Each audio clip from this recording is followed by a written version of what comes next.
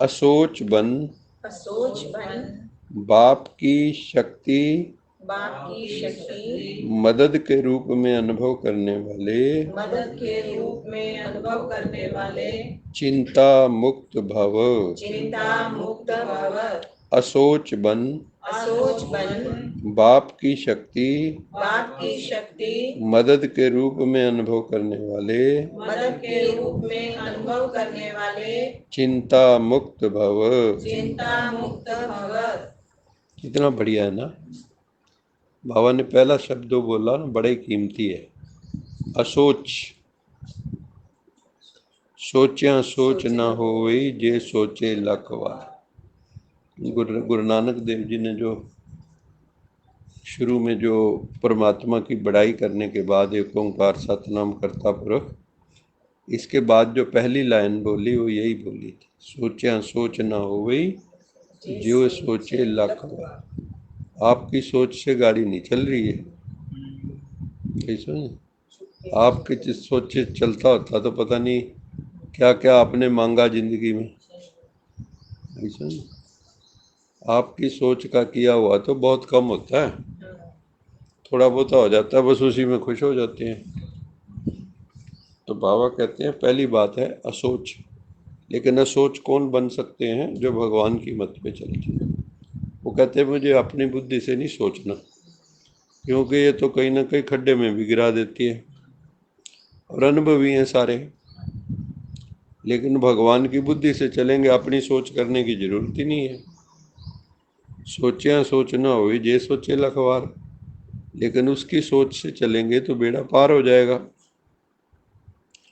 असोच बन बाप की शक्ति, शिव बाबा की शक्ति, शिव शक्ति मदद के रूप में अनुभव करने वाले। जब आपकी कोई सोच नहीं चलेगी ना तो निशाना लग जाएगा, और अगर कभी बुद्धि इधर जा रही कभी इधर जा रही तो निशाना नहीं लगेगा। अर्जुन का निशाना कब लगा मछली की आंख अथवा चिड़िया की आंख में? जब चारों तरफ से ध्यान हट गया, बस उसकी आंख में ही ध्यान था। तो जब हम असोच बन जाते हैं और अपने लक्ष्य बिंदु पे ही नजर होती है, तो फिर भगवान की शक्ति मदद के रूप में अनुभव होनी शुरू हो जाती है, और हम हर प्रकार की चिंताओं से मुक्त हो जाते हैं। अगर भगवान का साथ है तो चिंता करने की कोई बात नहीं है। ईश्वर अपने साथ है तो डरने की क्या बात है? ये अपने जीवन में लागू करना चाहिए। कई बच्चे सोचते हैं, बाबा कहते हैं, कई बच्चे सोचते हैं सेवा कैसे बढ़ेगी। जो 10-20 आते थे वो भी कम हो गए। अच्छे अच्छे जिज्ञासु पता नहीं कब आएंगे। चलता है ना दिमाग में। यहाँ तो बंजर धरती है, उगता ही नहीं कुछ। बीज भी गवाए और बाद में रिजल्ट देखा बंजर भूमि में कुछ उगा ही नहीं। अच्छे अच्छे जिज्ञासु पता नहीं कब आएंगे, कब तक सेवा की भाग दौड़ करनी पड़ेगी। तो फिर बाबा ने क्या उत्तर दिया होगा बताओ? दोबारा पढ़ता। कई बच्चे सोचते हैं सेवा कैसे बढ़ेगी, अच्छे अच्छे जिज्ञासु पता नहीं कब आएंगे, कब तक सेवा की भाग दौड़ करने पड़ेगी। फिर बाबा ने उत्तर दिया, देखो बच्चे, सोचने से सेवा नहीं बढ़ती। क्या समझे? सोचने से केवल सेवा नहीं बढ़ती, बल्कि असोच बन जाओ। और असोच मैंने निर्विचार, निर्विकल्प, निरसंकल्प, बस अपना बैठ जाओ बाबा की योग में। जो आत्माएं होंगी ना बाबा की खींची अपने आप आएंगी। जहाँ चुंबक होता है ना, लोहा खिंचाता है, और जहाँ कुआं होता है और प्यासे को प्यास लगी हो तो भागता है, कुआं ढूंढ लेता हो। वो हमारे महात्मा जी थे ना, उदाहरण देते थे। कहते आप मान लो किसी नए शहर में गए, और आपने कहीं लेक्चर करना था और आपका कोट जो है ड्राई क्लीन कराना ज़रूरी है, और वो जो है आप जब चले, आपको अचानक पता था, तो उसने कहा भी चलो जहाँ शहर में जाएंगे वहाँ करवा लेंगे। तो कहता है आप पूछ पूछ के वो दुकान ढूंढ लेते हो ना, भी ड्राई क्लीन की कहाँ है दुकान।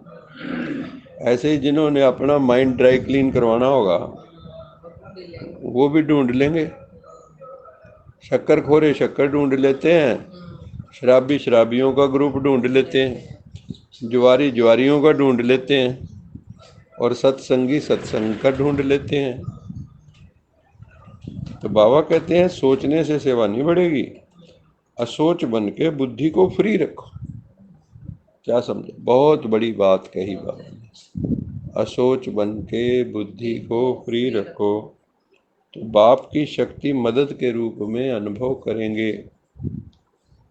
बाप की शक्ति मदद के रूप में अनुभव करेंगे, और सेवा की वृद्धि स्वतः होगी, ऑटोमेटिक। आपको कुछ करने की जरूरत नहीं है, ना सोचने की जरूरत है, बस तप में बैठ जाओ असोच हो, कुछ सोचने की जरूरत नहीं है। ये ना हम कुछ दिनों से सोच रहे थे, उसका बाबा ने जवाब दिया है, ये सुन, क्योंकि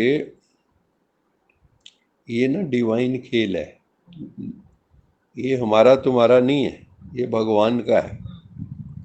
तो भगवान ने अपने आप भेज देता है, वो जिसको जहाँ भेजना है वहाँ वो प्यासा, कोई तड़पती हुई आत्मा आएगी तो बस आते ही टिक जाएगी। जैसे वहाँ जहाँ हम नगरोटा गए हुए थे, वहाँ ज्योति बहन है एक, बड़ी बहन के साथ, वो माउंट आबू गई फर्स्ट टाइम, और वहाँ से आके वो घर ही नहीं गई। वहाँ आश्रम पे आके ठहरी है, वहाँ घर नहीं गई, अपने घर गई ही नहीं मुड़ के। उसको ये होती है, जिसको कहते हैं फिदा होने वाली आत्माएं। तो ऐसी ऐसी कई हैं जो आया और मुड़ के गया ही नहीं। जैसे एक बंगाली बाबू थे कोई, मुझे नाम भूल रहा है, पुरुषोत्तम या क्या था। तो उसके पिताजी रोज मंदिर गुरुद्वारे जाते थे, जिसको भी मानते थे मंदिर में। तो वो अपने बेटे को कहते थे, इसको, यार तू भी जाया कर मंदिर मंदिर, थोड़ा भगवान में आस्था रखा कर, अच्छा होता है। तो उसने एक दिन कहा, पापा ऐसा है, ये तुम लोग जो जाते हो फिर आ जाते हो, जाते हो फिर आए, कितने साल हो गए आपको, बने तो ज्यों के त्यों हुए हो, हम तो जिस दिन जाएंगे तो जाएंगे ही। ये सच्ची कहानी। तो एक दिन वो कहता है आज मैं जाऊंगा, वहां जाकर उसने माथा टेका, उठा ही नहीं, वहीं शरीर त्याग। कहता है ये क्या है, रोज आओ रोज जाओ। ऐसे ऐसे भी महापुरुष हैं। बस माथा टेका। यहाँ रामनगर में भी एक भाई थे, हमने देखा हुआ उनको, वो सवेरे 4 बजे मंदिर में घंटियां बजती थी तो उससे पहले ही पहुंच जाते थे, बहुत श्रद्धावान थे। तो एक दिन वो आए मंदिर में, पीछे और भी लोग आ रहे थे माथा टेकने, तो वो माथा टेका, वहीं ओम शांति। अब अगले लोगों को वो साष्टांग ही टेकता था लंबा पड़ के। तो उस दिन वो प्राण भी निकल गए उसी वक्त। तो बाद वाले सोचे भी ये बाबा उठ ही नहीं रहा। अब जब हाथ लगा के देखा, हाँ वो तो माथा टेकते ही साफ, है ना। एक और केस था, वो पत्नी ने कहा जाओ दुकान से सौदा ले आओ, उसने कहा अभी ले आता हूँ। तो ऐसे पैसे दे रहा था उसको, जब सौदा ले लिया ऐसे पैसे पकड़ाता पकड़ा, बस ओम शांति। तो अब तो ऐसे केस बहुत होते हैं, है ना। खास करके मैंने देखा डांस करते करते तो कई जा रहे हैं आजकल। तो बाबा कहता है असोच बन जाओ और बुद्धि को फ्री रखो, नो टेंशन, नो मोर चिंतन, ज्यादा चिंतन की जरूरत नहीं। तो फिर तुम्हें ना बाबा की मदद अनुभव होगी, शक्ति की, है ना। तो शक्ति कब अनुभव होगी, बाबा ने उसकी विधि बता दी इसमें, जब तुम असोच बन जाओ, और फिर सेवा की वृद्धि ऑटोमेटिक होगी। बाबा करावनहार और करने के निमित्त मैं आत्मा हूं, ये याद रखो। अगर भगवान को साथ लेके सेवा करोगे तो सेवा में सफलता मिलेगी। अगर मैं को रख के चलोगे तो मैं में तो मजदूरी ही होती है फिर, है ना। एक तरह की मजदूरी है, कोई भी कर रहा हो जाए, ये नौकरी चाकरी है ना। तो बाबा करावनहार और करने के निमित्त मैं आत्मा हूं, इसको कहते हैं असोच। बस मस्त उसको साथ रखोगे तो वो अपने आप ही टच कर देगा, वहां फलानी जगह चले जाओ। अर्थात एक की याद, असोच मना एक की याद, बस उसी का चिंतन हो, वो अपने आप ही बाकी सब संभाल लेगा। बाबा कहते हैं ना, तुम्हारे सोचने का काम भी मैं करूंगा, तुम मेरा ध्यान करो, मैं तुम्हारा ध्यान रखूंगा। लेकिन हम सोचते हैं हम तो खुद ही करेंगे सब कुछ, तो वो कहता कर ले भाई, मेरी मदद नहीं चाहिए ना, सही है ना। फिर थक जाओगे, हार जाओगे किसी दिन। उन्हें कोई चिंता हो ही नहीं सकती, जो एक की याद में असोच होके रहते हैं उनको किसी चीज की भी फिर चिंता नहीं होती। चिंता ताकि कीजिए जे अनहोनी होए। चिंता तो तब करो ना जो कोई अनहोनी होती हो, होता वही है जो मंजूर खुदा होता है, और जो होता है बढ़िया होता है। जो हुआ अच्छा, जो हो रहा है अच्छा, जो होगा अच्छा, बस ये सोच के चलो। उन्हें कोई चिंता हो नहीं सकती। उसका भी कारण बताया बाबा ने, क्यों नहीं हो सकती चिंता।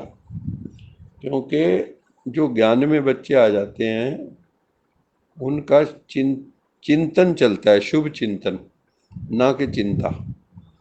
और चिंता को खत्म करने की विधि कौन सी है, शुभ चिंतन। शुभ चिंतन से हर प्रकार की चिंता का अंत हो जाता है।